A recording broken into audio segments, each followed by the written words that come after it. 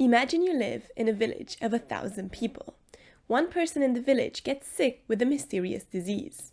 Scientists have developed a test for the disease. It's not 100% accurate, but it's close enough. In a healthy person, the test has 98% accuracy. This means that 2% of the time it shows a false positive. In a diseased person, the test has 99% accuracy, so 1% of the time it shows a false negative. You decide to get tested, and you get a positive result. How certain are you that you have the disease? With such high accuracy in the tests, you're probably thinking you have a good chance of being sick, right? Maybe 90, 95%. What if I told you that number was actually 5%? Welcome to Bayes' theorem. Bayes' theorem is at once shocking and very simple. It's derived from axioms of conditional probability, and it looks like this.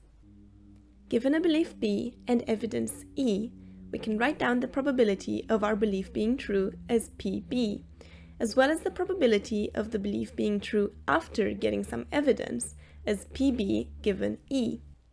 Bayes' theorem puts them all together into a formula that looks like this. And I know it looks super complicated, but let's go back to our disease testing example and assign some meaning to these terms. If B represents being sick, then the probability of B being true is 1 in 1,000. Conversely, the probability of being healthy is 1 minus that, so 999 over 1,000. Next up, we look at E, which represents getting a positive result. Here, we need to consider two cases. First of all, in healthy people, the probability of getting a positive result while being healthy is 2%. These are the false positives that we talked about in the beginning. Conversely, the probability of getting a negative result is 98%.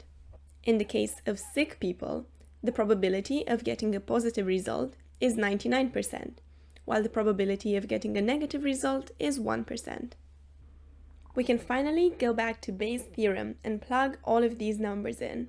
We're effectively dividing the probability of a true positive by the probability of getting a positive test result regardless of whether or not we have the disease. Shockingly, this calculation comes out to 0.047, or 5%. This means you only have a 1 in 20 chance of being ill if you test positive, which is absolutely crazy. When I first came across this result, I was blown away. I was not expecting that at all. It seems like the test is pretty rubbish. But we need to think about the fact that we started with some assumptions, such as disease prevalence. If the disease were more prevalent in the population, then the accuracy of the test would go way, way up. And what's more, applying Bayes' theorem repeatedly, each time updating the belief with new evidence, can make the test 90 to 100% certain. So why should someone who's not doing science or engineering care about this? Actually, Bayesian statistics are being used everywhere in society. For example, machine learning algorithms use Bayes' theorem to filter out spam emails. They update their beliefs of what they think is a good email or a spam email. Take it with a pinch of salt though. Bayes' theorem is really powerful, but remember you are always starting with your own assumptions, so your final conclusion will only ever be as good as your evidence. Thank you for watching, and don't forget to like, comment, and subscribe. Bye!